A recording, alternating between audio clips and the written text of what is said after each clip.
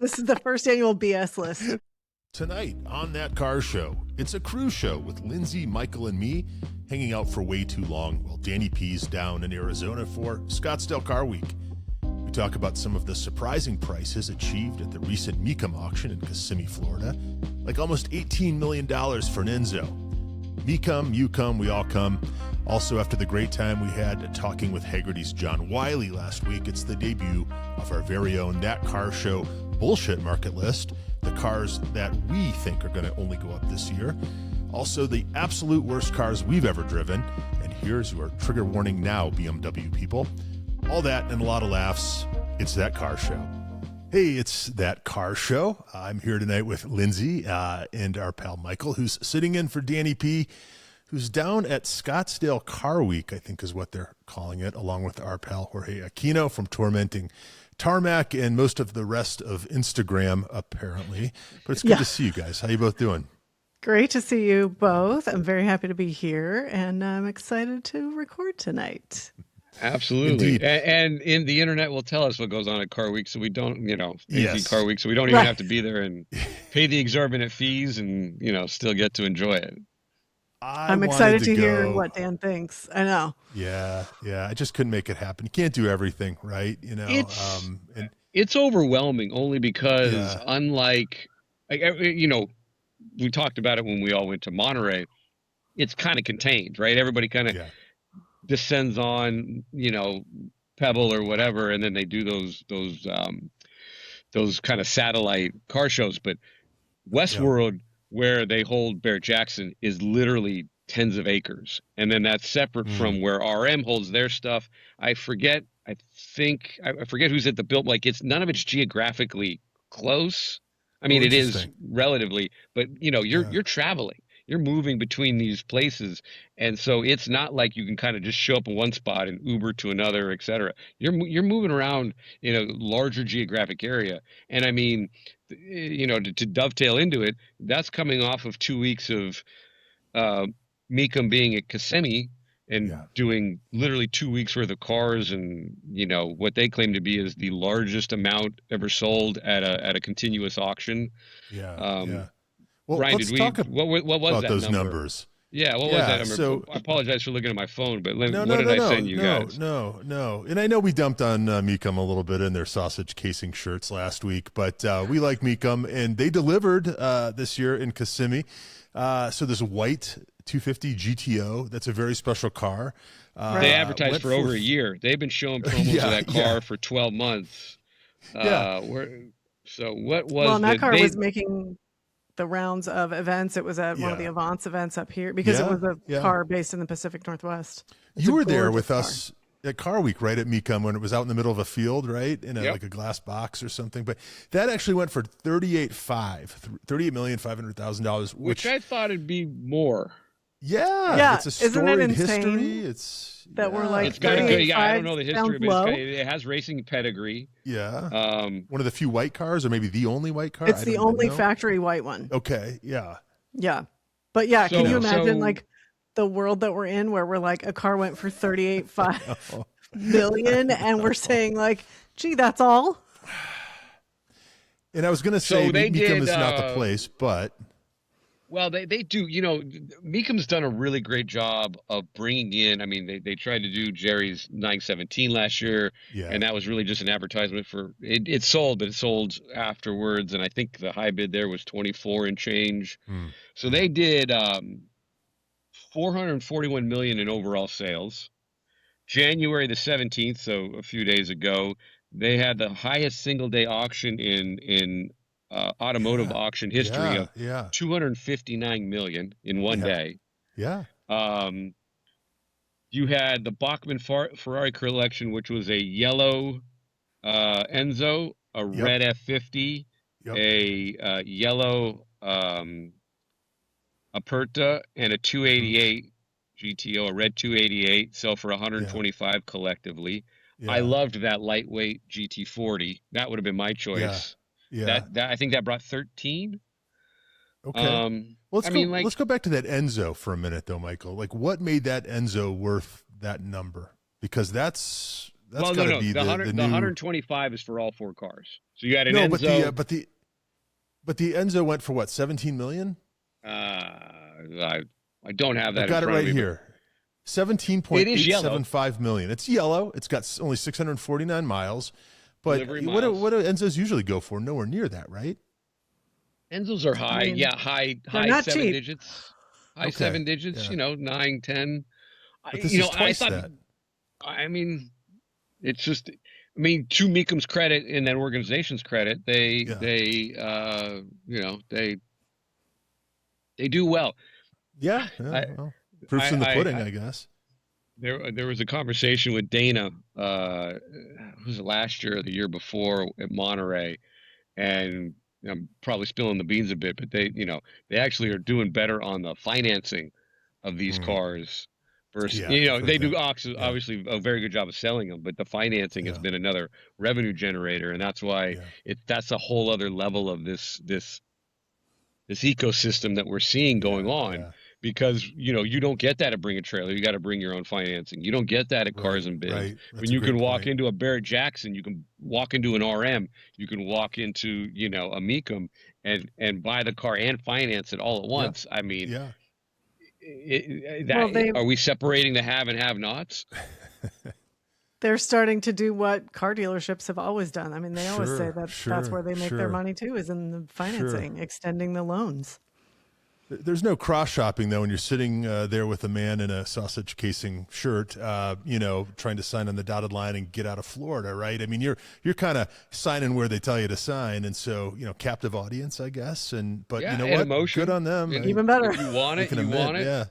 Yeah, and so I guess the larger question is, and then we can do a post-mortem after Barrett, but what does that portend for the greater market? Because that there is a trickle-down effect, and we're gonna. I know we're gonna talk about a little teaser for the audience, so stay tuned. We're gonna talk about the Hagerty bull market and the cars that are represented there, but that does have a trickle-down effect to cars that are enthusiast cars, or cars that maybe we lust after for various reasons. And if prices are elevated because someone's financing it or someone's willing to pay an extra amount at an auction, what does that mean for the rest of us? Because that's why I feel like these first couple months of the year kind of set the tone, barring a major economic disaster, which I'm not rooting for. Like, it sets the tone for the rest of the year for the rest of us that want to do things. Stocks are down, 401ks are down, cars are up apparently. Go ahead, Lindsay. Sorry.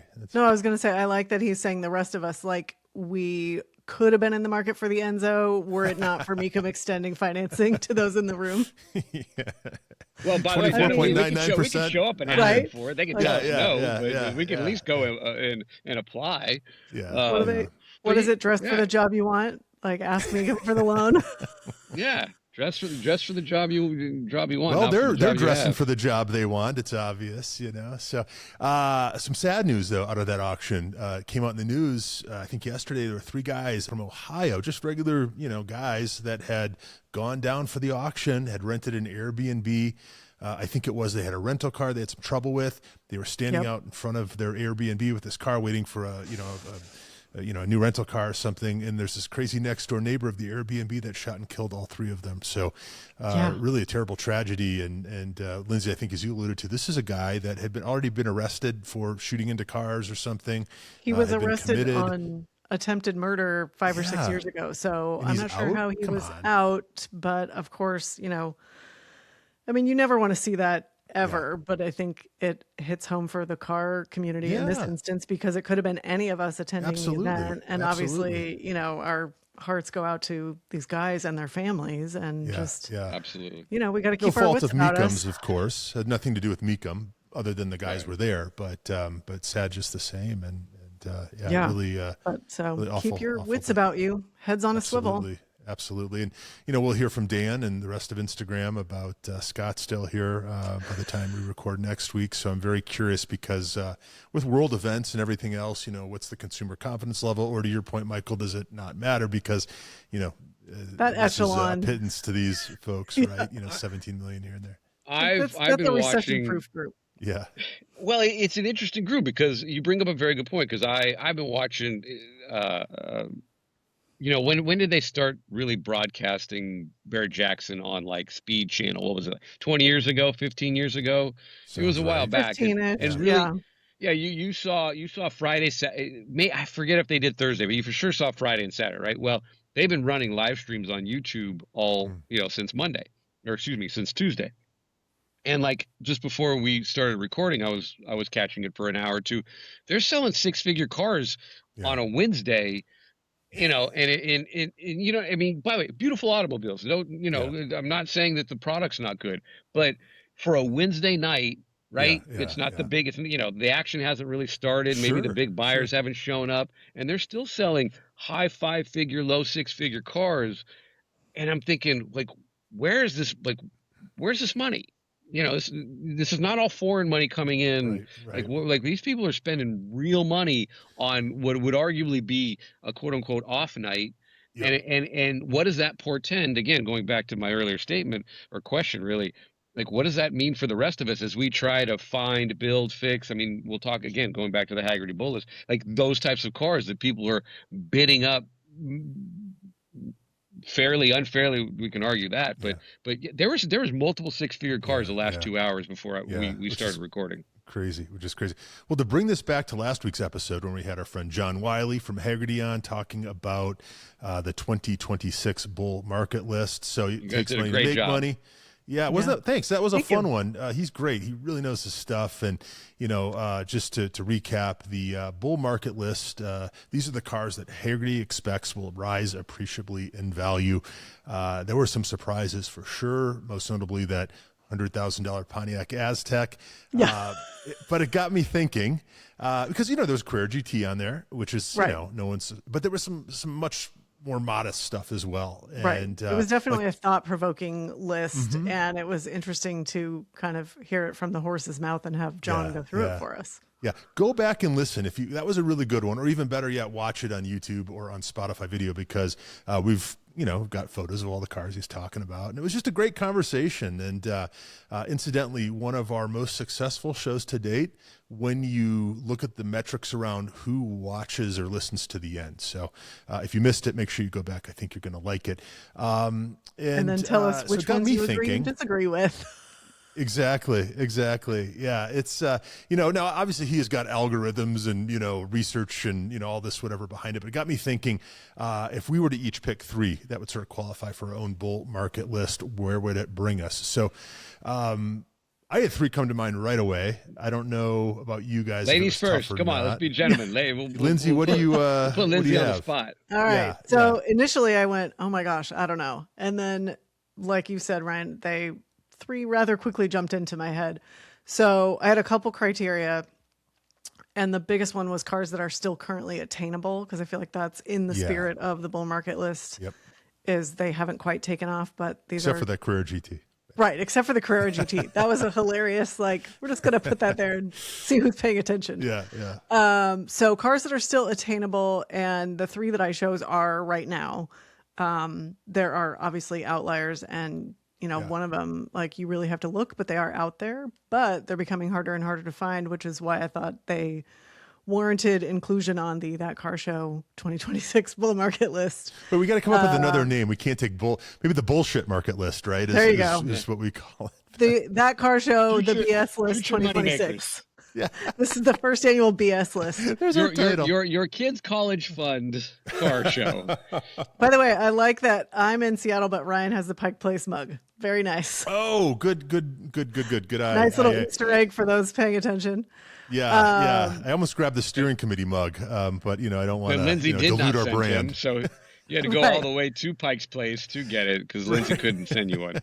Right.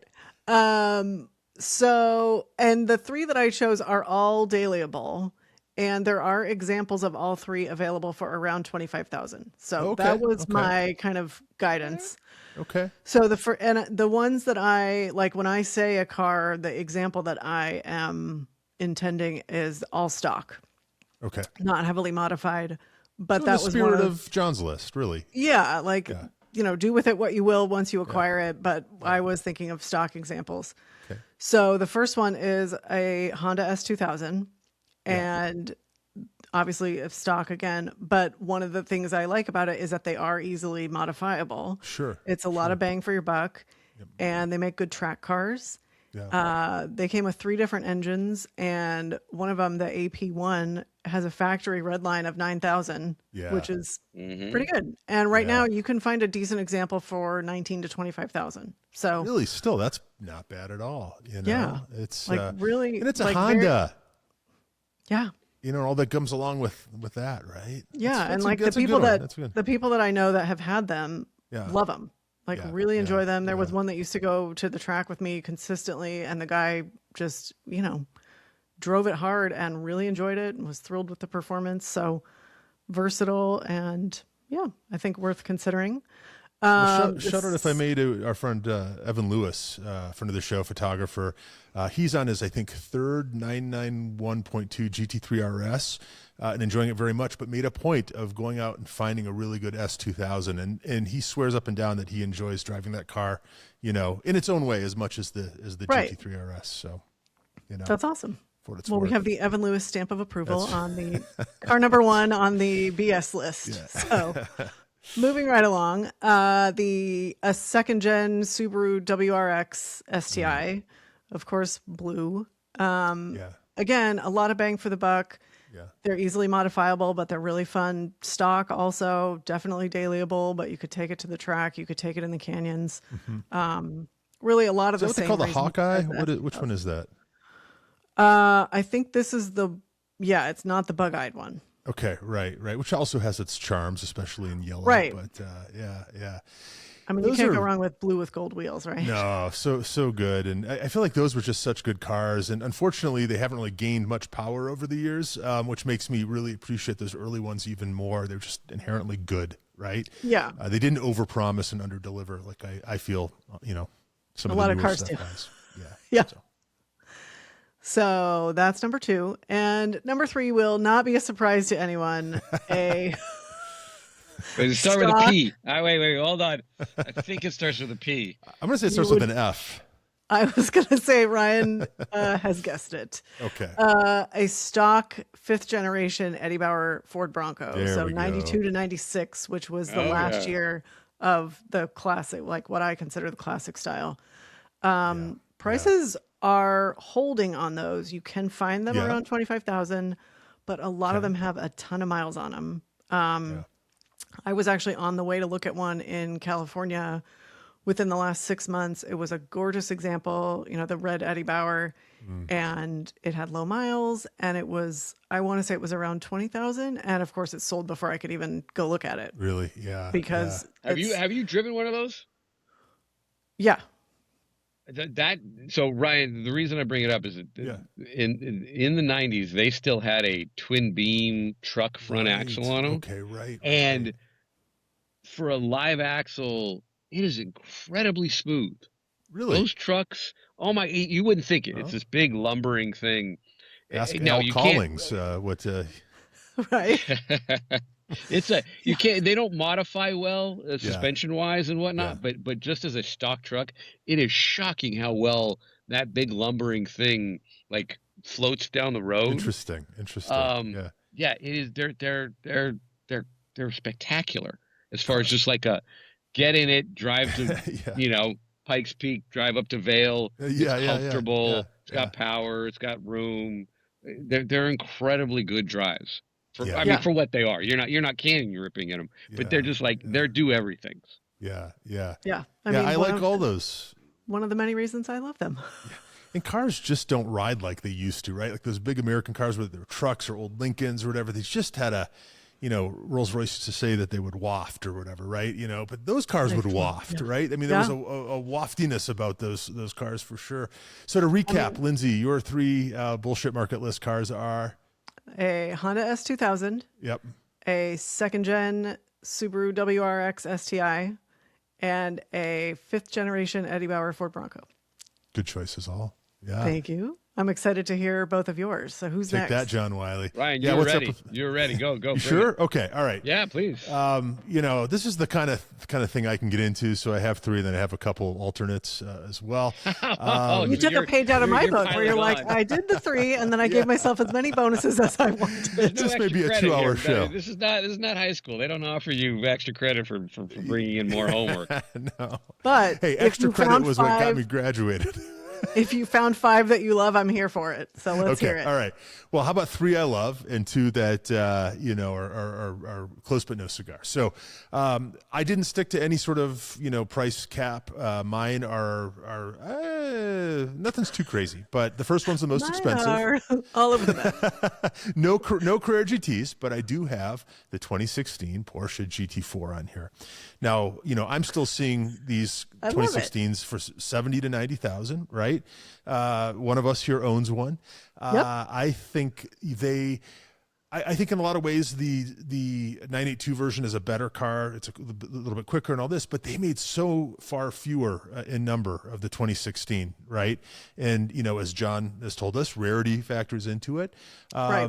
I think most people tell you the 2016 sounds better, and it looks great, right? I think that's subjective. Do you like the 16 or do you like the 20? On or whatever. But the big thing for me, it came down, I think, to just rarity. They're just relatively rare. They made them for 1 year, and at least here in the States, and they're just great cars, and I think they're undervalued. I think they're only going to go up. I think the 718s, the 982s are going to only go up as well, but I think there's more of a gulf for the 16, the 981. So yeah, that's didn't pick the Spider as well, because as you know, in 16 the Spider and the GT4 weren't quite as close as the later cars with the 982.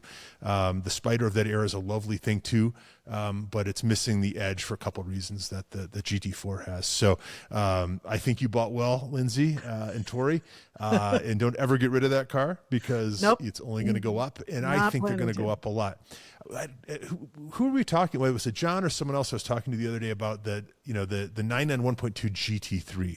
And especially the touring, but the 991.2 GT3 is a car that will always be worth more than the GT4, but but that's going to continue to go up, and I think that the GT4 is going to close the gap a little bit. I think it's so much of the inherent goodness of the GT3. So yeah, buy up all the good ones you can find, and that may be easier to do than my second choice, which at least here in Denver you don't see too much anymore, at least the good ones, and that's the 1987 to 1994 Range Rover. So the big boy. That is the first Range Rover that was brought to the States, and I fell in love with them then. I begged, pleaded with my parents to buy one, to trade in our Chrysler minivan, which will come up later in the show, for one of these. And, years later they would go on and get a Discovery too. But there's something about that first Range Rover, right? That 87 to 94. And I have a soft spot for the later ones. There was a white extended wheelbase one that they came out with. I think it was the County LWB. And to me, that's the one to have. It had this really high-end ADS stereo system, which was cool, with the subwoofer in the back. If you had one of those with the car phone in the middle and a little curly antenna, you were so gangster. And I love those. And you never see them. And I think if you can find a good one, they're still pretty reasonable. And I would own one if I could. So that's number 2 for me. Do either one of you have any experience? Have either one of you owned a classic Range Rover? So the Range Rover I have. You have? Okay. Yeah. The fun thing and the interesting about that, the V8 that they use from like the mid 60s until the late 90s or whatever. Yeah. That is a Buick. That's right. You ever hear that story? Yeah. I'm going to butcher the story, but for our listeners that haven't heard the story, what was it? Like Range Rover was in Britain. Somehow, some way, there was a discarded Buick V8 that GM didn't end up using, basically. And somebody from, I think they went to Detroit. I'm going to butcher it, but you guys, it's all over the internet. Long story short, someone from Land Rover said, what's that over there? And it was literally discarded like in the side of a I shit you not. Perfect. It was on the side of a it was like in the corner of the building of the and they said, "Oh, that's just a that's a V8 we Buick never put into production." And so they took the whole architecture. That's amazing. That architecture was from like the mid 60s. Yeah. And obviously they modified it a little bit, but that architecture ran until what, like early 2000s, late 90s? I believe so, until it was replaced with the BMW. It's the same 4.8. It's incredible. That was a Buick designed discard from GM. And so, yeah, I owned one for a bit in Denver. They just get rusty, unfortunately. That's their great downfall. Yeah. I lust after the two doors. I want to import it. Have you seen the two doors? Sold right. They never sold here. Yeah. So they 3 years ago at Pebble, they brought over a collection of the Queen's Land Rovers. Yeah. And it was stunning. There's all sorts of fun stuff, and there's pictures all over the internet. I definitely like Pope Mobile-esque and just like and the royal crest is on the door. They're all beautiful, right? Yeah. But and all in her color of claret. Yeah. Correct. Yeah, and they're fun. So Ryan, go down that rabbit hole because you're going to see some wonderful stuff. But a two-door, it's like not as big as the long wheelbase, but it's definitely a little bit. It's almost as long as the regular wheelbase. Mm-hmm. It is such a great. That's a good pick. That's a very good pick. Yeah, thank you. I have such a thing. I've never owned one. I've kind of. I don't know, segued more into the old G-Wagon kind of camp lately, but I love those. When I see one, they just look so good. And when those came out, you have to take yourself back to that time and remember how special those were.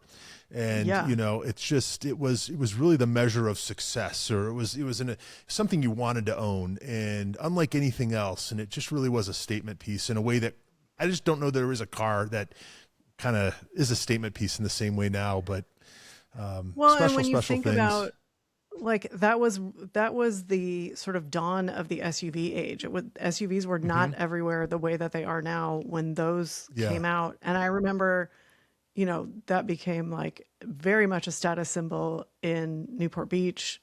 That was the de rigueur, family car if you had arrived. Yep. And we've talked about we've talked about when you could go back in time and walk into a showroom, like what the peak year would be. And, I think we talked about Porsche and Mercedes and Ford as well. Well, 1994. So is penultimate the word? The last year of the classic Range Rover. 94, but in 94, you could also get the Defender, right, in the States. At least the two-door, the soft top two-door. And I think it was the Discovery One that came out in 1994. So 1994, to me, peak Land Rover / Range Rover / Defender in the U.S. and done. But all right, I better move along. Otherwise, again, this is going to be a 3-hour show. My final pick is a car that's near and dear to my heart, even if I might not be able to fit in one in 2026. But it is the 2005 to 2011 Lotus Elise. This is a car that they're getting tougher and tougher to find. They really are. This was the car, I think it was Doug DeMuro always joked about. It was always the $32,000 car. Well, those days are gone. These have come up quite a bit. I think a good one is closer to $50,000 or $60,000 more. Someone's going to correct me. But we've talked about this before. It's one of those cars that it's on my bucket list, cars you need to drive before you die. When they were new, my roommate, my buddy Andy, got one. It was a silver over red one. He daily drove it. We took that thing everywhere. The two of us, big guys, stuffed into this little thing. But I have such fond memories. And well, it might not be so quick in 2026.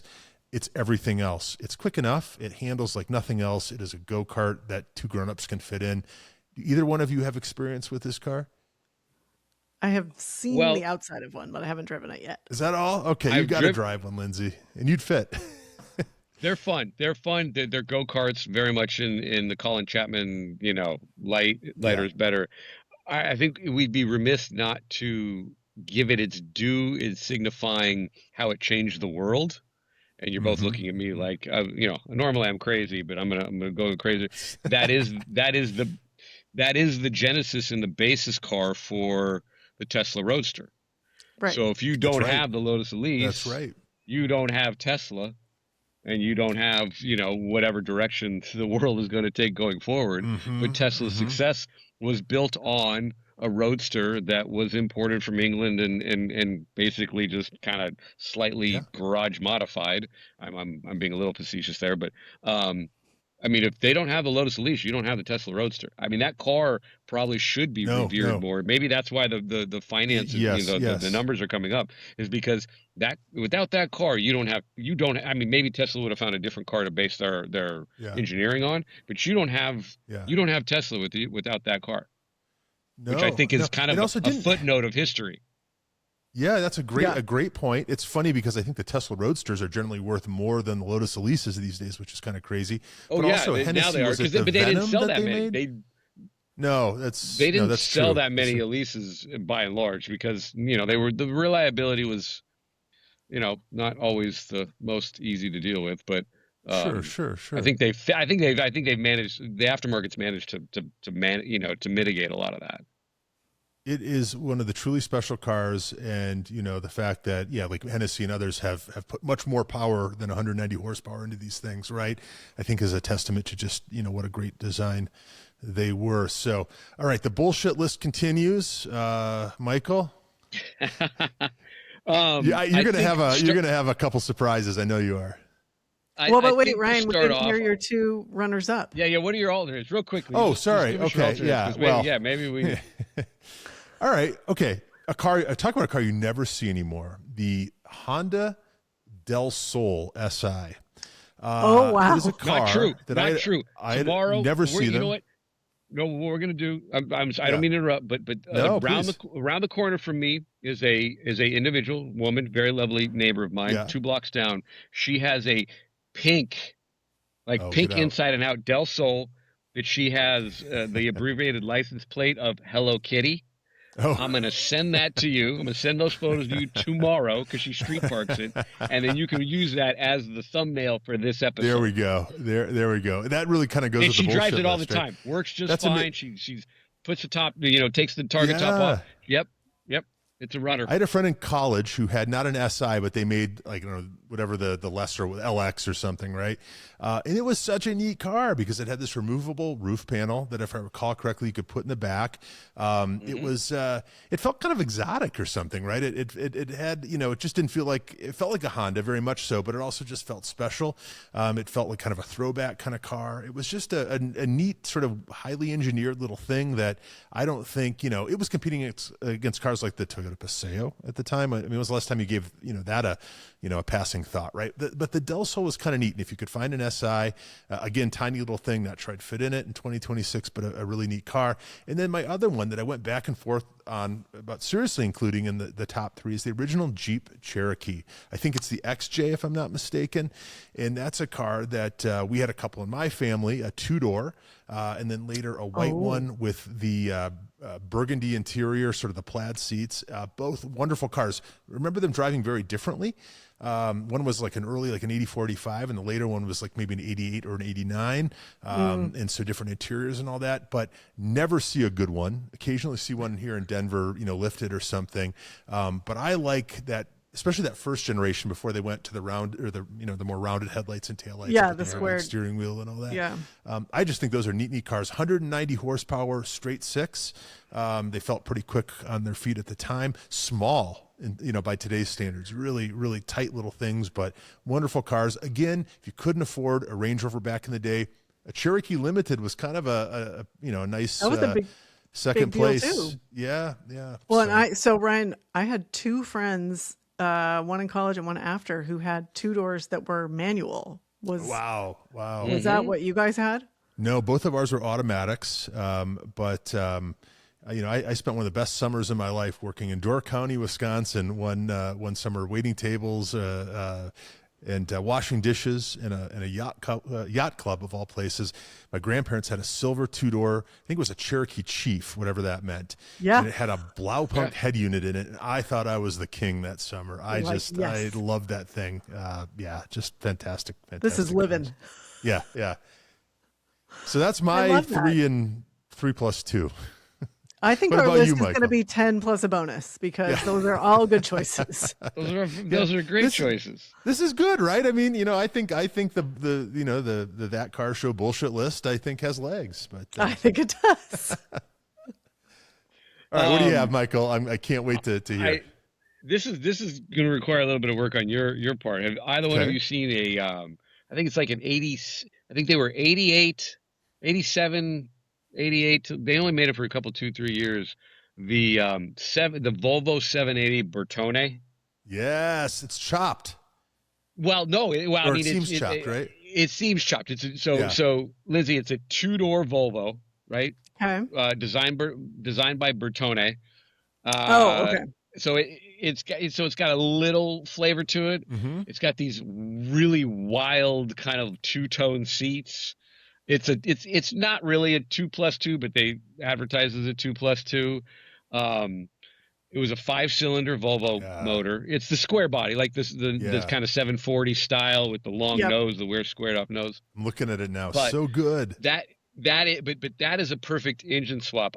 We'll go down in another podcast what Paul Newman had for his he swapped out like 2 or 3 different Volvos. Yes. I think he lived in like Connecticut, and he would put at the time, this is in the 80s and 90s, like 5-liter Mustang motors in them.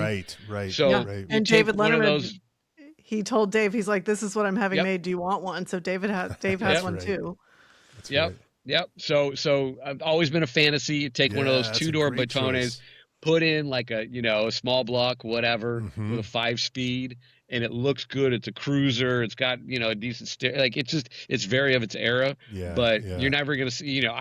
We've all been to Radwood or whatever. You don't again, lost to the ages of time. So to speak.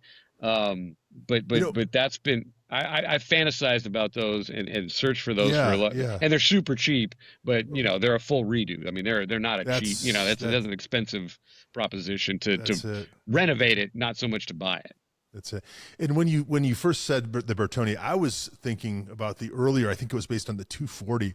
That had a really chopped look with a vinyl. 240, ghastly thing. That 240 is beautiful. Equally gorgeous. Oh, see, I think it's hideous. I think it's hideous. I love it. I have an eBay now search for that 240 Bertone. And all it keeps showing me is models, like one of the small model companies. I can't find. Impossible to find. Okay, impossible to find. I think you could turn that into like a cool lowrider or hot rod, but stock, I thought that thing was ghastly. Oh no, they're ugly. They're both ugly as shit. I think the newer one is really, really quite nice, and it kind of was a precursor to, was it the C70 that came out a few years later, right? But the Volvo, underrated enthusiast car across the board. But that's a deep cut, Michael. This is like a behind the scenes, like the making of the BS list. Like there's fighting. It's also kind of a Rorschach. Here, we bring up, and that was if I had took issue with anything, I can only speak about a couple cars in the Hagerty list. But what's challenging about, oh goodness. What's challenging about these settle down, Michael. Settle down. Yeah, I know. Which I bang on the table. They tell you in podcasts never bang on the table. What's challenging about these lists is that the Carrera GT notwithstanding, but like I haven't owned one, but I've driven extensively, like the M5, right? Or now that Alpha GTV, those are always great. But I'll tell you flat out, they picked the 454 SS, and this is not me bagging on Hagerty. God bless them. They do their thing. They're excellent at what they do. That's a car you buy. It is rare. Yeah. It's boring. It's heavy. I mean, I don't have it. That's not a 454, but it's the same body. Like that's you're gonna drive that car for 6 months, and then you're gonna get rid of it. Okay, right? Interesting.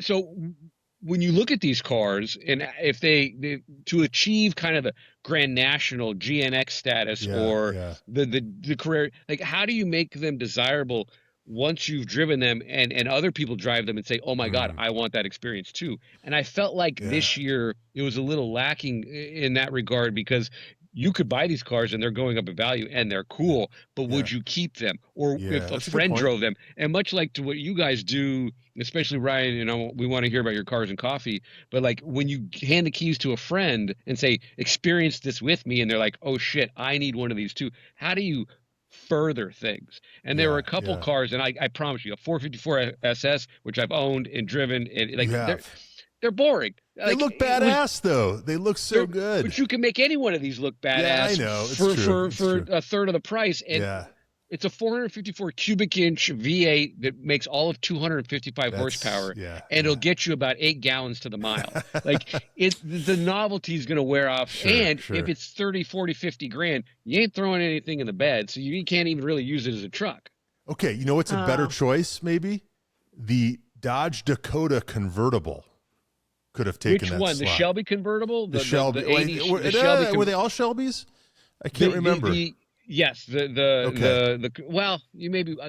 I forget. You may be right. The Shelby had that that Targa bar or whatever. Yeah, the Halo bar. Yeah, those are same problem there. Rusted out, but again, not fast. Yeah, like you have this. You ever seen an Omni GLH? Sure, goes like hell. Yeah, goes like hell. I mean, like so these cars are the Grand National and the GNX. Fighting words. I know. I'm like, but I mean, well, I just looked up the Dodge Dakota convertible. I don't think anybody would look at that silhouette and expect a lot of performance. That is a performance art driving that. But that's where our nostalgia, and that's where there you go. Like that's where we're out of an age group that is at the middle of the Venn diagram, right? Because we heard about the '60s performance and got to experience it one way or the other, seeing it or being in the passenger seat. Then we saw the 80s and 90s where they tried to do performance, right? And it was but yet the E36 M3s and all these things that are like going up in value, but they're not really that fast. But then you get into where we're at now, and people with significant money are they're resto modding everything. I mean, Singer is the perfect example of overspending on something that wasn't very good to be. I mean, it was good at what it was at the time. Yeah. But it was ancient. It was ancient, and they're spending $1 million on a car that you could have bought for $5,000 15 years ago. Yeah. And not to say that the car's not brilliant, but like they're changing what it was. That's not the thing. Yeah. And so we're at this weird intersection of you buy these cars and then what do you do with it? And is it, I took a little bit issue with like what ND or NA Miata that they had. I mean, NB, the first thing NB, you take that Miata, the first thing you're going to do is either throw a supercharge on it, V8 swap it. Like, you're not just going to go. They are slow.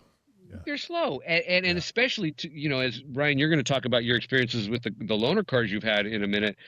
Everything's fast now. I know. I know. The extent. Well, not everything, Michael. Well, but whatever you drove, as you talk about these two cars you're going to talk about, they're both faster than that Miata. Oh, it's true. It's true, especially in NB. I think the NDs seem slow, but they're quite a bit quicker even than the NBs, right? But I think that's the fun part because you can buy the stock one, and then you can change it the way that you want. You can make it your own. It's true. But then again, number two? Then real quickly, then we move past why it's a value car, right? Then why it's an affordable car. All right, real quickly. Well, let's finish this out. Because somehow we're at 41 minutes. I'm not saying this is a bad thing, but everybody in the podcast knows I'm long-winded. The sleeper car, honestly, is the what is it? The 0708 RS4 convertible. They only made like 400, like literally only made like 300 a year. Or that's 400 a year. Yep. They don't have. I owned an. I could tell you a whole other story about my S4, my 02 S4, which I loved to death until someone hit it while it was parked. Those are great cars. Yes, they're not the fastest of that era with the C class and all the rest of it, but works great.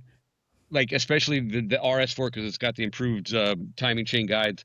Yeah. Some generally bulletproof, but they literally made like 300 a year of those things. Michael, that's a car I've almost forgotten about. We talk about the sedan quite often, and I have a couple friends here who've got them. I own the S, the non-RS, but the 08, the last year of that V8. Yeah, I had an 04. Yeah. Which is more or less the same car, yeah. But that convertible, Michael, you know, that was a rare thing as you've illustrated, and it had a completely different interior. Do you remember that? Than whole the sedan. Different dash, whole different, everything completely different. I think chassis. It still had it had more bracing, so it was stiffer than the sedan, but it still had that aggressive kind of, it had the haunches. Yeah. It was beautiful.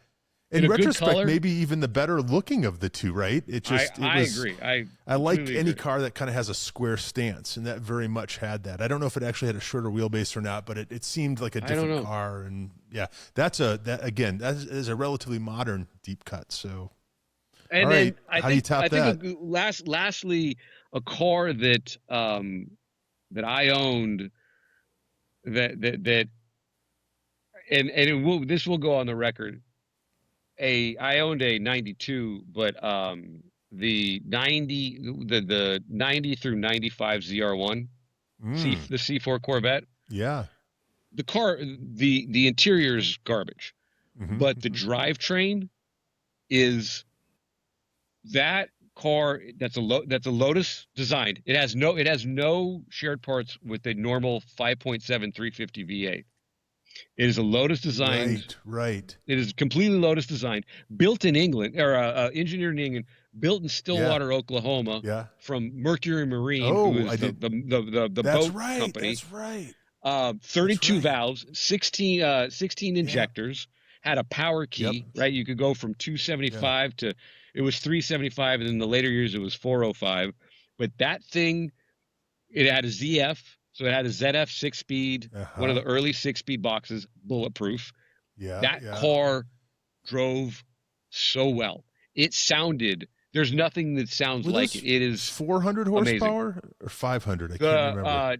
90 through 92 were 375. Okay. In 93 to 95, when they stopped production, they were 405.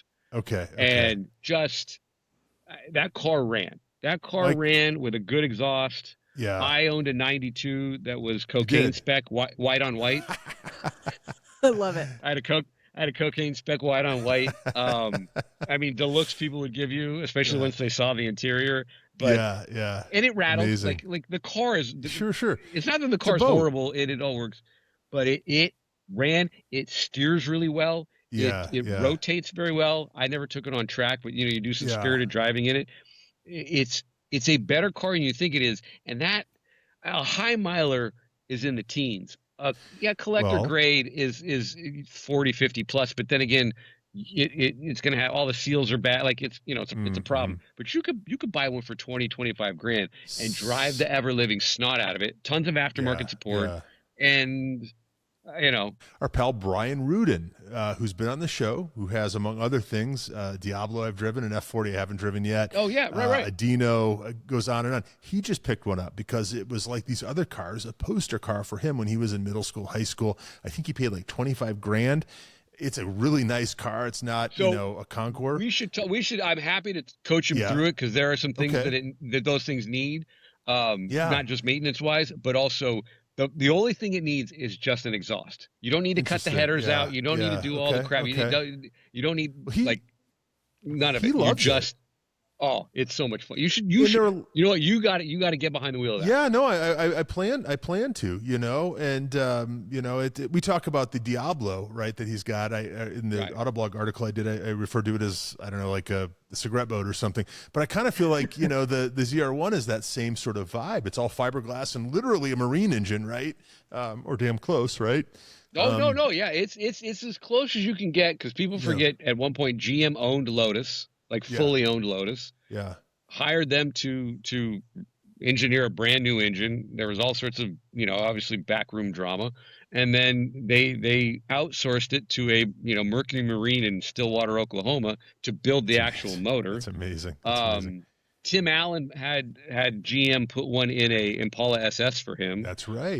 Boyd Coddington put one in a OBS truck, a 92 or a 93. They're remarkable engines and sound. I promise you, 32 valve, just 16 injectors, individual runners, like, as complex as anything of its time. It just didn't. The downfall was it didn't look that much different than a regular Corvette. So when you walked into the showroom and it's $30,000 for a Corvette and it's $70,000 for a ZR1, you're like, short of the motor, like, what am I getting? And that was bad marketing, but that thing runs. And for a Lindsay, reasonable amount, it runs. Lindsay, you know this. Back in the day when those were new, you would check the taillights of every Corvette of that era you saw in hopes that you'd see the squared off taillights and that it was a ZR1, right? I would tell you. Yep. Oh, and then but that's what you couldn't do. There's only two places you can see where that's a ZR1. It was the only one that, at least until 96, that had a stop lamp up above. So you know how it had the hatch? It had a third brake light up top. Okay. But top, instead of on the deck. Yeah. Correct. Instead of on the back bumper, it had a stoplight. But the other thing you could tell is when you looked at the license plate surround, you have the license plate, right? And it was called a rectangle.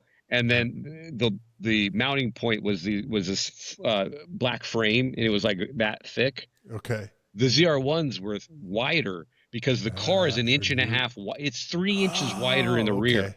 The doors are different. Interesting. Yeah, everything from the cowl back is different. The doors are wider because they have to flare out more because the car is literally 3 inches. But to the average person, they didn't put flares. They didn't do all the body mod. Yeah. It doesn't look any different. And I think when you're spending $70,000 back in the day, you wanted to you pull up the valet, you want it to look different than the guy who's just driving his run of the mill. But get in that car. I think that is a 2026 Q1. Well, weather notwithstanding out there, you need to get in that car so we can hear your thoughts. But more importantly, take that top off and hear what it sounds like. So in college, I had a girl pick me up in a yellow ZR1, and I thought she was the coolest thing in the world. I later figured out that it was most likely her boyfriend's car, and her boyfriend owned a strip club, so it all kind of tracked. I was hoping you were going to say husband, but that's all right. So it all made sense. Yeah, that's the first and last time I've ever been in a ZR1. And, I'll never forget it. But, and you got a great story out of it. That's a better story than me owning one. That is a good story. That is a memorable story. Well done. Sometimes you got to do things for the sake of the plot, right? That's right. That's right. Well, I think these were, I guess 9 or 11, depending on how you're counting. I think we have really 10 great plus one alternate choices. Is what we're going to say. Have either one of you, Ryan, you probably see him a lot out there. Have you ever driven an Audi 4000? I have not, although I have an uncle who I believe still owns one, has one in his garage. I'm going on the record. I want to buy it. Yeah? Okay. The best car, especially in Colorado. Yeah? That and a set of snow tires. Honest to God, you can. I drove that thing to Steamboat. Best car ever. Really? Oh my God. Really? Oh my God. Really? If you can best find car one ever. That is rusted a out. tall. That is a statement. 60 Minutes era Audi right there. Oh my God. I mean, if your uncle still owns one, I want it. Yeah. I want it. Well, that's a car you just don't see, and maybe that should be on on the next list, right? But there you go. There's the 2026 that car show. Affordable market list. Yeah, that's right. So, all right, should we move on? List. Yes, please. But that was fun. I applaud you both on very good choices. So yeah, Lindsay, you both had great ideas. Well chosen, gentlemen. That car show is brought to you by Sheffield Watches. Sheffield is the storied watchmaking brand that was revived a couple of years back by our good friend Jay Turkbus, and it's seen wild success in both the car and watch enthusiast communities. Sheffield offers a wide selection of watches, many inspired by the iconic designs of its 1960s dive models, most notably the one that Jay's parents gave him in 1970, which ignited his lifelong passion for watches. Sheffield watches are high quality, reasonably priced, and a great value. Sheffield has truly become the car guy and car gal's watch of choice. Order your Sheffield watch at SheffieldWatches.com. Give them a follow on the gram at Sheffield_allsport_watches and tell them that car show sent you. All right. So in the interest of moving on and not going too long tonight, when I was thinking about those cars, and they're all wonderful in their own ways, it got me thinking, what are the 3 worst cars you've ever driven and why? Because I've driven a couple of stinkers lately. They haven't been press cars, but they've been rental cars. And rental cars I think they continue to sell cars to rental outfits after they go out of, commission or out of circulation for the general public. And then, as you both know too, rental cars seem to be staying in circulation a lot longer than ever before.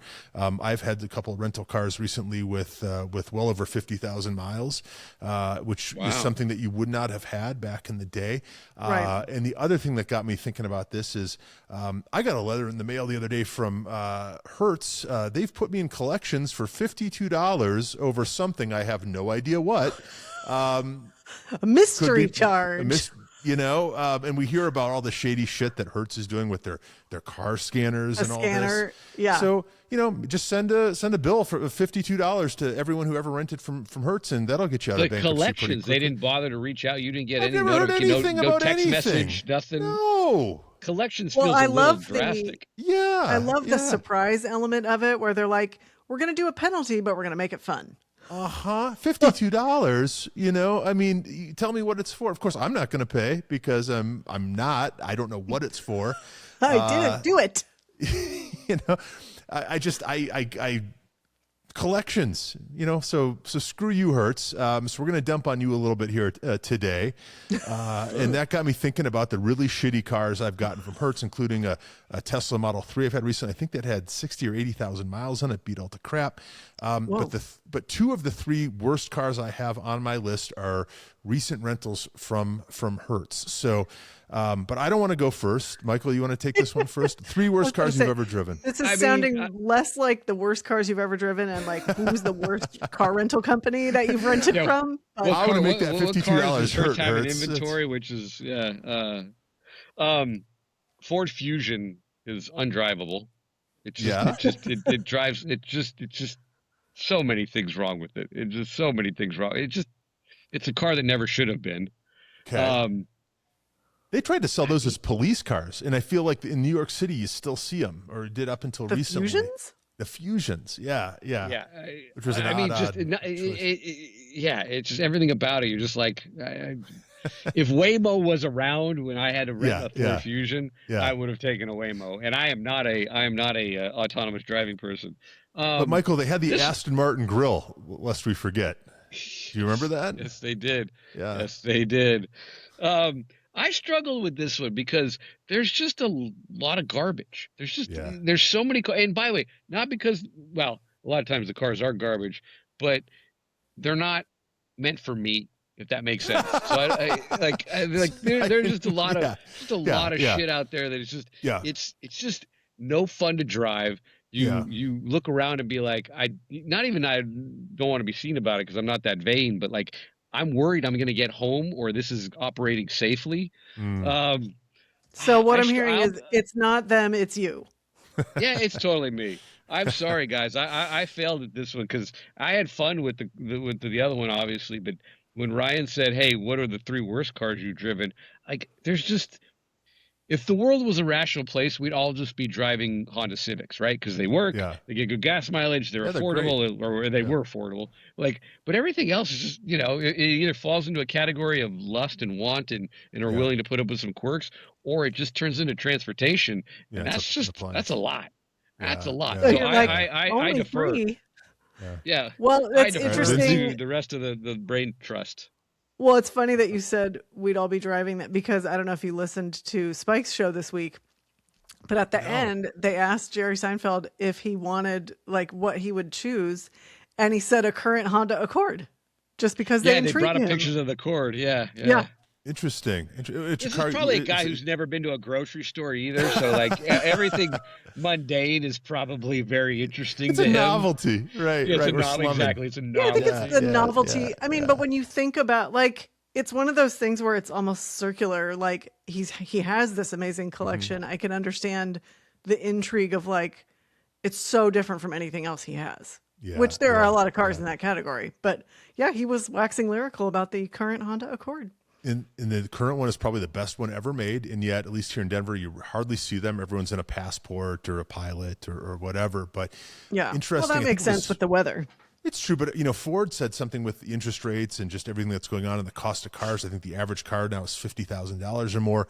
that they are planning to start building more sedans because they're going they back. are well, we've talked about this. Everything is cyclical, right? Yeah. You know, but also factoring into that is the fact that, you know, crossovers and SUVs have broken that $50,000 mark for the first time. So, yeah. I will say I do lust after a neighbor of mine who moved recently had a 2-door 90, with those 2-door Accords. Sure. Oh, yeah. Oh my God. So good. They so really good. were. I mean, they really were. They were so good. Just a simple, like 4-speed, 4-cylinder. You know, if Jerry saw one of those, he'd own one of those too. I remember when they redesigned them. I don't know I think it was like late, early mid 90s, if that makes sense. Yeah. And it was like, right. They were more swoopy, the swoopier ones. Yeah, it was like they were trying to make it look more like a luxury car. It was a huge design step forward for them. I think it was 1990, if I'm not mistaken. Was it? Because okay. I went in with my family. You also had the Acura, the Legend. The very Legend. Thank you. The Legend 2-door. Lusted after those. Yeah, which, by the way, great name for a car, the Legend. I mean, come on, right? You're setting the bar high. But at 1990, I remember going in with my parents. That was that 90 to 94, I think it was, that redone car. You get the 4-door or the 2-door. I'm thinking of the 94 or 95 version. If where they really got sexy. That's what I mean. It was a huge leap forward. Yes. And they were all teal with the gold package. Yeah.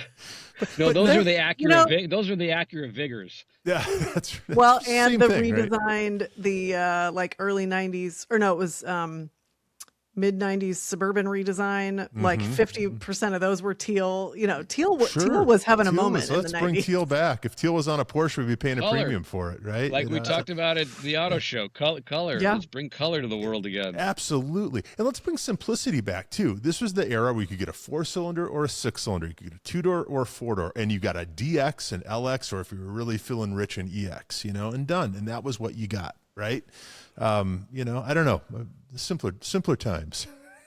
Well, we always look back on the good old days, right? All right, Lindsay, what do you have here?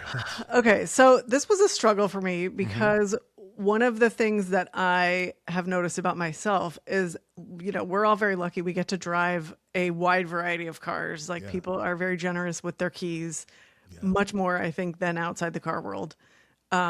So I love driving so much, and I love trying something new, that it's very rare for me to drive something that I take it overall as a negative, because there's something about just getting to drive a different car that I'm inherently, looking at it in a positive light. Yeah.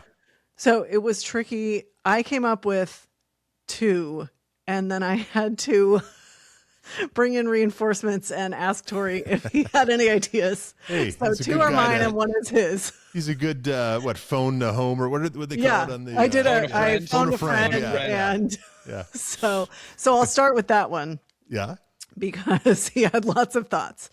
So he had a GR86 at one point for, I believe, less than 3 months. He put maybe 900 miles on it. Couldn't stand it, and ended up selling it back to the dealer before he had even put 1,000 miles on it. Interesting. Was this one of the early ones with the torque dip? I don't know that much about them. It was in the last couple of years. Let's say it was. Oh, really? Okay, interesting. So maybe it was a newer one. Okay, it was a new. Yeah, he bought it new. What did he give any insight as to was it? I don't want to call it an impulse purchase, but what got him there to say yes? He was intrigued and thought he would enjoy it and thought it would be a fun car. And it turned out none of that was correct. So he said it had copious, nanny aids that couldn't be turned off, to the point where if the car sensed something up ahead, it would just randomly slam the brakes on. And so there were multiple instances where he almost got rear-ended because the car slammed the brakes on. That's a deal killer. That's too bad. Yeah, that was, it doesn't make you want to go drive around. No. It had poor visibility. It was underpowered. He said it had fake engine noises piped into the cabin, which is, for a car enthusiast, that's an immediate no. he said the rear 3/4 visibility was abysmal, and apparently those cars come with like a track day experience, and the car was so bad that he never even took him up on it.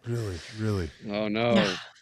Yeah. I mean, I've driven both models, the earlier car and the newer one. I like them both, but both woefully underpowered, especially the earlier one. Yeah, that was another it had complaint. this sort of torque dip. So as you were running through the revs, it like the power fell off, which was just a weird and sort of disconcerting feeling. That's not the way you want that curve to go. No. You know, like the GR Corolla is just so much better and so much quicker. You know, I could never see, you know, like committing not to the spending GR86. a little bit more. Yeah. Right. But that's too bad. I want to love those. I think they should have come out with a convertible version. I think that would have been a real competitor to the Miata, because despite our complaints, it's still more powerful, right? Or at least was. Do you have any experience with the 86, the BRZ, or the? I drove the BRZ at the auto show 2 years ago when we were doing our drives. That's right. And, you know, I thought it was fun, but again, it's like any test drive where it's tough to really form an opinion one way or another when you drive it, you know, for 3 or 4 blocks. Yeah. I liked that it was a manual. I was impressed that they had manuals available at the auto show for people to drive. Yeah, because you guys took the other manual, right? Right, WRX, I think it was. Yep. So I was, you know, enamored of that. And again, I was like, ooh, I get to drive something new, and it's a manual. Right. And, you know, the vehicle host was fun. So, you know, it's hard to really get a feel for the car unless you get to spend some real time with it. But yeah, so that was that. And this is throwing it way back to probably 25 years ago. I got to drive a Mercedes-Benz SL 500, and I believe it was the R230 model. Oh, so like the peanut headlights. Possibly. Yeah. I don't remember the headlights that like that finely. But I was I was It wasn't an R129 though. It wasn't an R129 like the classic. No. Right. Okay. No, it was the R230, I believe. Okay. And I was so excited to drive this car, and it was a hardtop convertible. Yeah, that's the one. And you know, I was just jazzed, and it was a friend's car, and I was driving down the road, and found myself very baffled and confused because it was driving just like an 85 Bronco, which is fine if you're driving an 85 Bronco, but not if you're driving a fancy, you know, Mercedes-Benz convertible. Yeah. So it was all over the place. Gotta pan that one. Sorry? It was all over the place? I mean, was it actually, just moving, I realized, was it just moving around, or it just and I drove probably like need a to bucking refine. Bronco? I need to refine my description because it's not fair to a Bronco, really. I was like, how do you succinctly describe and contrast that the driving experience was not what you would expect given what I was driving? Right. The steering was really vague, and the ride was really rough, and it was hard to tell like where the car was on the road, and it wasn't the luxurious driving, luxurious engaged driving experience that I would have expected from what the car was and the way it looked and the brand and all that. But again, it was I was like, this is wild. I did not see this coming. No. That era of Mercedes-Benz, at least for me, is probably my least favorite era. There's just something about, so I don't know, what is that, like the 2003 to like 2008 or something? Right? Well, I was going to say It was Chrysler. That was there's Daimler. a lot of Chrysler infusion in there. Yeah. So that was probably part of it, that it wasn't, a true Mercedes experience or whatever. Sure. Yeah, much definitely. Like you, Lindsay, I had a friend who was so excited to get her first nice car, out of college, whatever, and got a C220 or whatever it was at the same time. I remember getting it. God. Oh my God. This isn't half as nice as my, A4 that I had at the time. I was really disappointed in it as well. So close. Yeah. Or not. Yeah. And I just, at the time, I mean, like driving a convertible, I didn't have access to that in my daily life. And so I was like, I just felt like the coolest girl, driving down the road. Oh, for and sure. then not. Yeah. No, that's a brave Until they look choice, at your though. face and you look so sad, and they're like, "Why is this beautiful lady so sad in her beautiful car?" Like it just. I'm like 0 out of 10. Do not recommend. You know, that is, we talk about malaise era cars, but I think like Mercedes-Benz was killing it in the 70s and the early 80s, right? I mean, those cars are great. They're still around, but that was the malaise era in my eyes. What's funny is it looked great. Like I loved the design and, you know, so it was just shocking all around. Yeah. That was a weird era for Mercedes. Yeah. Okay. So my third choice is, it's a unique to me bad car because I love these and I know that they are highly regarded and they're sort of thought of as like the peak, enduring example of this car. But the only one that I've ever driven of this model of these, it turned out it had been totally neglected, not maintained at all. So it drove, again, it was all over the road. Like the steering, was numb, suspension was shot. Like, again, it was one of those, like the person I was driving it with, we kept looking at each other and going like, this cannot be the car that everybody talks about. Like, something's not right. An E39 M5. Really? Oh yeah. I've experienced that 100%. And I love them. And I mean, everybody knows I love BMWs. You know, like I went in as a friendly audience. Yeah. And I was so excited to drive this car, and it was in beautiful cosmetic shape, and it was the red, of those, which is such a classic car. I love that body style. I see them on the road, I get so excited. And it was the red with the black interior. And I was driving it to possibly buy it, and again, it was like, what is happening? It's so that's one one of those don't meet your heroes moments, because you're like, this is going to be fun, and then you think about, I could modify it and like just bring it up 0.2, and then you drive it and you're just like, this is boring. And it's this sloppy. one was like, this was just a poor example of these, it turned out, but but it was comical because of how highly regarded those cars are, and then to find one that was not representing the brand well. That's a car that I think more than most cars really depends on condition. And when I say the word tune, I don't mean that it's been tuned, but just sort of the state of tune, right? I've driven a couple. I've driven a really exceptional example, and one when it was still relatively new, but that had been beat. It was a Michigan car. It was a 2000. It was the blue color. And I didn't get, that was the first time I had been in an E39. I had been in a 540, a Dynan, and some other, E39s, and that had torque. And this car didn't have the torque that, the Dynan 540 had. I was a little disappointed too. But I think when those cars are dialed in, they're sublime. But the problem is sublime. It's got to be dialed in, right? They're labor intensive. And I think that's what's so interesting is like when you talk to people that have a good example, like they just wax on and on about how amazing they are. And I think that is one of the most timeless designs, especially because the Bangle era followed it. So the contrast was even more, highlighting how good the E39 design is. So no, that's more of like, it makes me laugh to look back on how crazy that one was. Right. No, it's that's a brave choice for the worst cars you've ever driven. No, it's true. It's true. I had, I was fortunate enough. My dad bought a 97 6-speed 540, and it brand new, and it ran, and 2-3 years later replaced it with a 01 automatic 540, and it was just like, it lost its soul. You were isolated, but you were kind of like, to your point, numb about there was just you drove it like you would drive a Camry, and the M5s, Ryan, to your point, like if they're maintained properly, but like you got to do the things. You can't just let it sit. It has to be. You have to do the suspension. You have to do the right type of intake. You got to put a little work into it. But they have potential. But unfortunately, out the box, or if you get one that's heavily used, worn down, the juice isn't worth the squeeze sometimes. Unfortunately, but they are beautiful. And they hold up. The interiors hold up beautifully.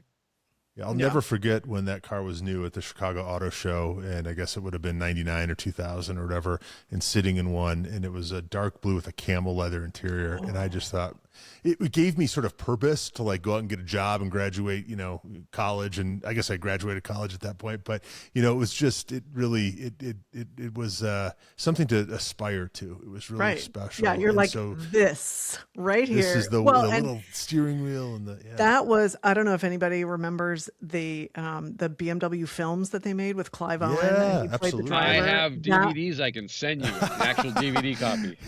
Yeah, I think I have one around here too, like the DVD of the series. Amazing. And that was the one that he drove. That was also the one that they made the ad where there was a big like cruise ship and it's on the water and then the car drives by on the water.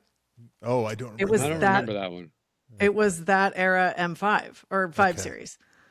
So, there's a lot of like mystique and magic around that one on top of how much people love them. So it's even funnier.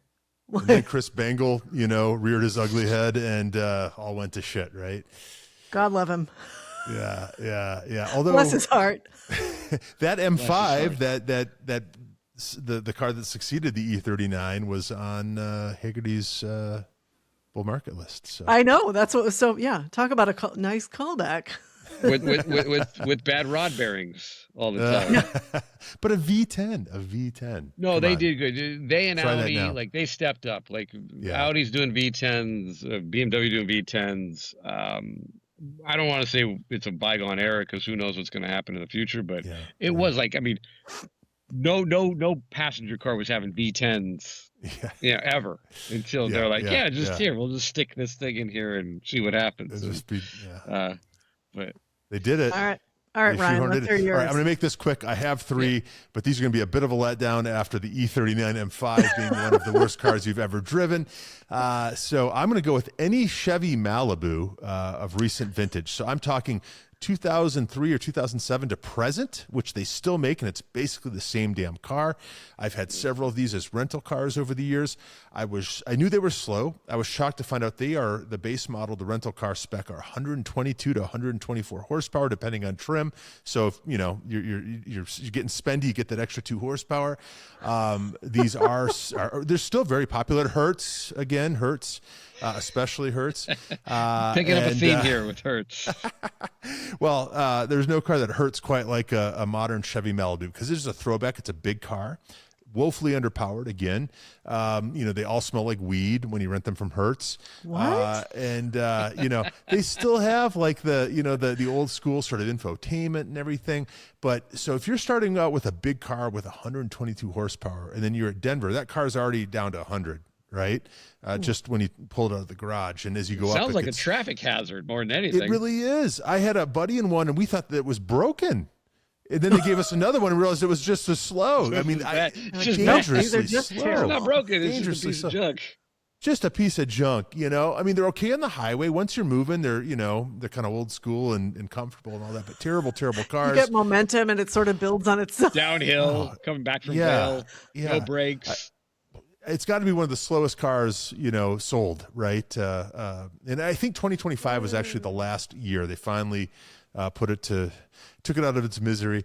Put it out to pasture. Yeah. Another one that it actually has surprisingly a bit more power, but it's just a strange car. And in its first version, one of the ugliest cars in of the modern era, and that's the Jeep Compass. I don't know if either one of you have had the misery of driving a Jeep Compass, especially the early one. Rental, they will force that thing on you, if it kills them. May we interest good God, you are they in? bad? So ugly. 158 horsepower though, so kind of a muscle car in comparison. The good news is that Mother Earth is taking those things back because they rusted like Swiss cheese. So like they've been absorbed back into the earth. Yeah, it's funny you mentioned that. They broke, rotted in someone's front yard, and then all that just kind of reabsorbed into the earth. Yep, absolutely. Self-recycling, right? Yep. They are 100% recyclable. I should probably just quit while I'm ahead, but my third choice for this was a car that we owned 2 of as a kid, but the first gen Chrysler minivan. We had the 4 cylinders. You could get a 6-cylinder, and I think it was a difference of like 121 versus like 140 horsepower if you upgraded to the Pentastar, I think it was. The thing that really killed those was that they had a 3-speed automatic transmission. Yeah, Now, 3-speed. A 3-speed. Isn't that and this wild? was up to the early 90s, I think it had the 3-speed, or maybe it got the 4-speed in 90. Did you have one with wood paneling on the side? We didn't, because The we were Town not and Country like that. No, we had the first one we had was the base, and then we had the middle one, which I think was the LX, kind of like the Honda model again. And then there was one, I don't know if it was we had the SE. That's what it was. That was the sporty one that had the rally wheels. But I had a friend at school whose parents had a Town and Country, and it had the wood. It had the Infinity sound system, Michael. Infinity, you know. I know. And it Oh felt yeah, like yeah. a The whole Infinity different was kind in of the Jeep class Grand of vehicle. Cherokees. Yeah, it was all of it. Yeah, with the little equalizer, the 5-band little, equalizer. like it was like a 5-band or something. Yeah. Tiny little, chiclet, buttons. But yeah, that was. I'm gonna push back on you on that, because that literally that's Lee Iacocca. That saved Chrysler from like literally dissolving as a company. So thank you for keeping a lot of people employed and keeping Chrysler to where it. The through line here is, without you buying that minivan, then Lindsay can't have that shitty experience later on with the SL, because Chrysler would have been around to be bought by Mercedes if they didn't build that minivan. So that's right. And what would we have talked about driving tonight on our experience show? is your fault. That's so Your funny. family had to And buy I those do need to give minivans. credit where credit's due. Doug DeMuro can confirm this. They did do for a year or two a 4-cylinder turbo, and you could also get a manual transmission for a couple of years. So the rare bird is the manual transmission turbo. I think it was a Mitsubishi turbo. Of course, this was the day, the era of the Starion and all that crossover. Yeah. But at the time, it wasn't a bad car. But in retrospect, it was a truly bad car. But to your point, an important car. It was the Dodge Caravan, and what was the Chrysler equivalent called? Voyager, or the Plymouth was a Voyager. Plymouth Voyager, Chrysler Town and Country. I think it was Chrysler. It was just the upscale, just the Town and Country, because Chrysler and I think Plymouth were sold at the same dealerships. Dodge was its own thing, right?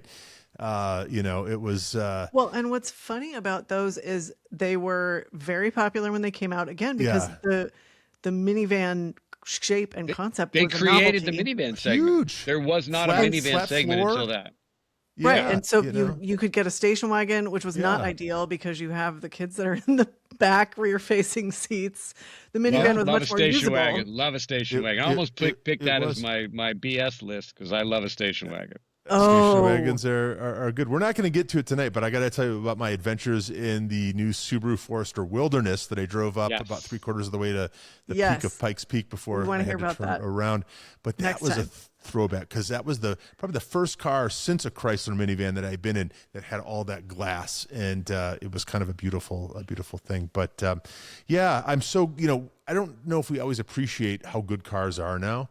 Right. And it's we've come a long way from 1984 in this. How easy they are. You brought up the Land Rover, and people were spending really big money back then, but they also, people don't put up with the kind of BS anymore. And this is not that back then was better, but people were buying expensive Range Rovers, and if it broke, they weren't that upset. You go and you spend $100,000+ on a Range Rover now, and you want to light the whole town on fire. We put up with a lot more back then for we did. Lindsay, to your point, being seen in the I got here car, I made it car. So, people were willing to tolerate a less than stellar maintenance record as long as they were seen around town in the car. Maybe it started, maybe it didn't, Right. But it was still parked in your driveway, so if someone knew you made it, even if it never left your driveway. Yeah. I'm not stuck on the side of the road. I'm parked here intentionally. I just thought of an alternate on my worst cars list, and it is one of the cars I learned how to drive in. It was my mom's car at the time, an Oldsmobile Custom Cruiser station wagon. Oh, sure. Full size station wagon. Yeah. But I will always be grateful to that car because it was the same length or longer than a Suburban. So, wow. It really makes you learn how to drive and parallel park and be aware of the size of your car. But man, was that thing just a beast, not a good way to drive. And it was like driving in a Parker Lounger. Like, it was comfy. It was slow. It did have velour. Sure. You were smoking, Oh, yeah, absolutely. Or no, this one might have had like Naugahyde seats. Pleather. So be careful where you ash. Yeah. But yeah, I mean, and like, those things are comically bad almost because you step on the gas and the tail goes. Oh yeah. Cars just don't drive like that anymore. It's safe as a tank. Bad. You could run over your neighbor's house, the mailbox. Like you will be just fine. Yeah, absolutely. And it was middle gray, which meant everything was middle gray, like inside, outside. Oh really? Wow. Oh, just bleh. It looked like concrete. It's just color concrete. That's like few cars give me PTSD, like almost none. And that one, I still decades later, I'm still just like, bleh. But now as a mother, imagine all the shit you could fit, not just in the back seat, but in the cargo area. And you'd be like, that's a good Costco run. 6 more kids, Yeah, that's a good Costco. Think of how many Porsche parts or a whole Porsche you could probably fit a 350. So you could easily put a 350, 1800 in motor in the back of that. So you could actually use that as a parts runner. I solved for that with something that's actually enjoyable to drive, and that's the F-150. There you go. V8 in that? Lindsay, or is that a Turbo 6? That one's a V6 turbo. Okay. Because, all those cars had V8s, like that big station wagon. You forget, how nice I thought you were asking about the truck. I don't know. Oh, no, the truck. But I mean, yeah, I feel like all the modern... that Oldsmobile probably had a... Yeah. It probably had a smaller V6 or V8. Yeah, it probably. I mean, it was same engine that's in that Range Rover we were talking about. I'd be shocked if that one had a V8. It was not. Really? Okay. Yeah, it was underpowered. Some straight 6 or something. All right. Well, we should move on. And we are at 1 hour and 23 minutes, so we'll try to keep this brief. But a couple of things I wanted to mention. Thank you to everyone who sent this in. The Porsche 718, so the Boxster and the Cayman, they wrap up their current generation, the 982, with the best sales year of the whole run. So this is a car that came out, I think, in 17. It is now 2026. So 9-year run. But this last year, 2025, I think they're still making maybe just the 4 RSs and the Spider RSs. But this past year, 2025, they've sold more than they've ever sold. And I think this is in part sort of a reaction to this threat that had been looming over us for the last couple of years of it going electric. Of course, those of us who have these cars, we're kind of hoping they wouldn't sell and they'd stick to their guns, worth that much more. But I thought that was very interesting. Speaking of which, coming out in the forums and some of the other, dark corners of the internet are that there are some owners with the 718 GT4 RS. So again, this is the sort of the top of the line Cayman. So you've got the standard cars, the 2-liter, the 2.5 liter. Then you've got the GT4 and the GT4 RS. Certain cars were delivered that had under-torqued or loose drivetrain bolts. And supposedly they were all cars that were built at Osnabrück, and I'm sure I'm butchering that pronunciation. But this is, they call this the VW plant. So apparently with this demand, that meant that some of these cars weren't being built at Zuffenhausen, but they were in fact going to this overflow plant that also makes Volkswagens. And so that has been a rude surprise to some folks, which I guess brings me to the question, is it important to you where your Porsche is made? So this happened earlier in the 718 run as well, where some of the cars were made at, let's call them off-site locations. Would you be disappointed? Factories. Right. I mean, this is a tale as old as time, right? Some of these cars were, some of the, the G-Wagon, I think, at least for a long time, was made in Austria, right? Would you be upset if your G-Wagon wasn't? Still is. Okay. So still is. I can't speak to the electric. I don't know if the electric ones are, but every other G-Wagon since the dawn of time has been made in Austria. Okay, right, because of Steyr-Puch or whatever I couldn't tell you why, but again, and maybe even the electric ones are too. But, sure. Every other G-Wagon since the beginning has been made in Austria, and to this day, and continue to be. And I guess you can bring this down to, like, does it matter if it's even made in Germany, right? I mean, and I bring that up because, how many Mercedes or BMWs are made in the States now, right? Is this, Right. have we Alabama. transcended this? Alabama, And right? North Carolina, South Carolina, is it? Or, yeah, okay. Spartanburg. Yeah, The Spartanburg. Carolina. Spartanburg, North Yeah. Carolina. Those are just the crossovers and the SUVs. I mean, anyway. it's just a throwback to the days when, there was a Van Nuys plant here in LA making Camaros, and they're like, you never want a Monday car or a Friday car. Right, I right. mean, I think what you saw interesting about Porsche was they were down for the year, especially with their China stuff. But to your point, Ryan, that model 718s were up, with at least in the first half of the year, the thought that it was going away. And so probably to meet demand, maybe they were a little quicker to get it through the line than maybe they normally would have been if it had a cadence or it didn't have like an end date or an expiration date, so to speak. And then they revamped the whole thing and said, just kidding. We're going to, we're going to go back on that. So I think this is a fluke personally. I think this was just, this is one of those things. Now, I have heard stories of like a lot of those Volkswagens, not just the historical stuff, but even more recent stuff. The stuff that's made in Germany has an actual different assembly than the stuff that's made in Mexico, specifically for Volkswagens. And that just may be the way the plant's laid out and et cetera. But Sure. I think the larger question is, now that the Moroni label or the sticker, the window sticker is, it's, Moroni label is a formal name for it.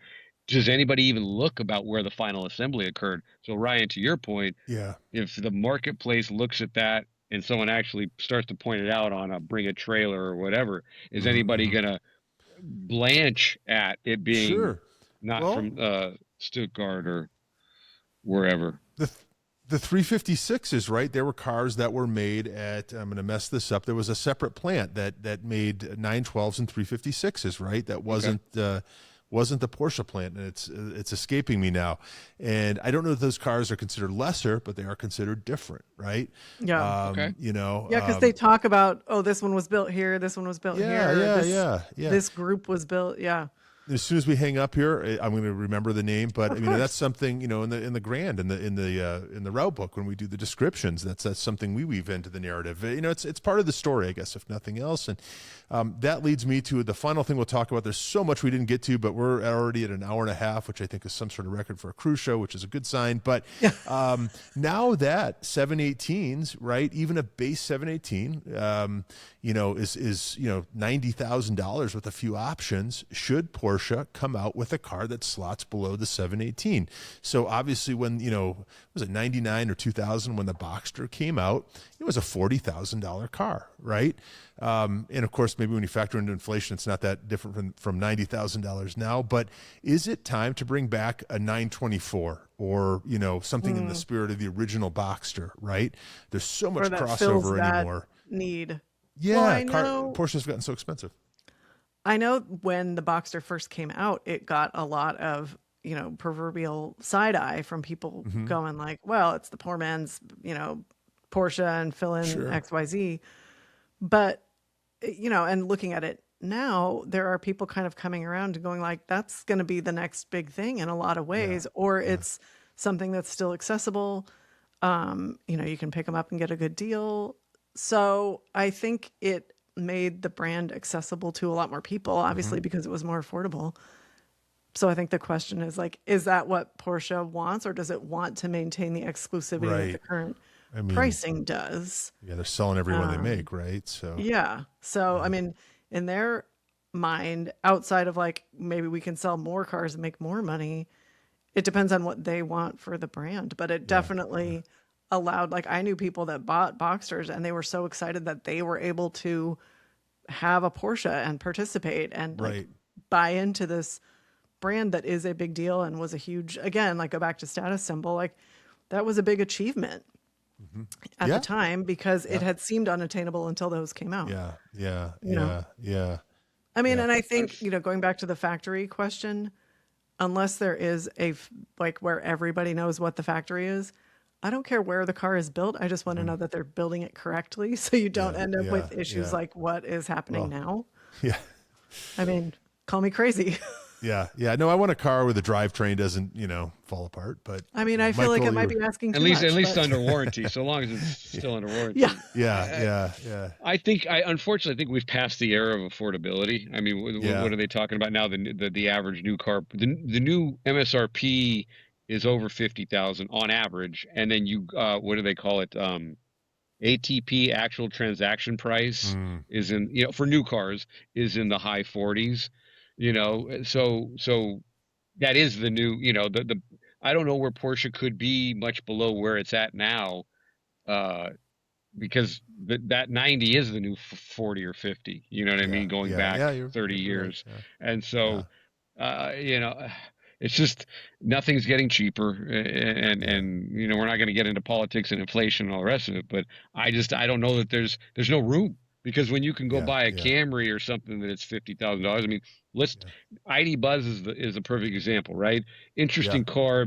I think a lot of people like it, at least here in California. Everybody turns their head when they see one, and we can argue about the range anxiety, but the moment they see it's $70,000. They're like, and they haven't sold. I mean, they're sitting on. They're literally not going to build an ID Buzz for all of 2026 because they have too many to sell. So, for Porsche to try and move down, I don't want to say down market, but quote unquote more affordable. I don't know if there's. I don't think there's as much space there as we think there is, because they're just not. You're buying $50,000-$60,000 Camrys. That's it. And what's in it for Porsche? Because, everything I hear from my sources say that Porsche really wants to align themselves more with Ferrari, right? As far as price points and all that. So that Ferrari's got the best margin. Yeah, I think Ferrari's margins are, I shit you not, something like 30%. I mean, they have to report it on there. At least their gross margins are on their annual, their quarterly reports, and their margins are like you're lucky if Ford, GM, and most car companies are in high single digit, low double digit margins. Ferrari's the envy of the world at like 20 or whatever it is, 20-30%. You can go and look at their 10K or whatever, but you just can't. Unfortunately, there's just no room, which is a larger economic issue. But would we all love something that was more obtainable? And Lindsay, to your great point of aspirational, but still feel achievable as the aspiration, rather than it just be another thing you see a poster on a wall or someone else driving, or you watch a YouTube video, and unfortunately some people feel like they'll never get there, and that's I hope we can get out of that mindset. Yeah. And I think at the end of the day, I'm not really craving a modern day 924, even necessarily 914. So and that bombshell, a 914.6 is a hell of a lot of fun. No, I know. Well, I've never driven one. I'm sure they are amazing. They're a hell of a lot of fun. I mean, it's built like a Volkswagen, but people are. What are those Myers Makes? Is they're spending big money on a Myers Makes. I'd rather have a 914.6 personally. Well, but you should get a 1511, which is the sort of singerized 914. I have not seen that. I think is going to be the next big thing. Check it out, 1511 out of the UK. They're done to the level of a single. What's the number on those? 914 in it. 100, 5, like 2. Ha! Yeah. But when a Singer now is $1.5 million to start or more, right? Yeah, that's a bargain. To seem like the value play. So anyway, but all right, we better end this before we just keep going for another hour and a half. But this was fun. Appreciate everyone listening. Appreciate all the feedback and all that. And give us your comments. Tell us what you want. Tell us what you think we got wrong, or what cars we're missing, and more importantly, what part of the BS list should be on everybody's radar for 26. Buy them first before you tell us. I think this is the first of this will be the first of many. This will be something we'll all look forward to, right, in the years to come. Michael, it's always a pleasure to have you sit in. Thank you for the pleasure. Dan, I hope you're having a great time in Scottsdale. Lindsay, it's been fun tonight. Yeah. Just a reminder to please tell your friends, make sure that you leave a review, a comment if you can. It means the world to us and lets us know that you're listening. And until next time, we are That Car Show, Lindsay. And remember, always be driving. Thanks, everyone.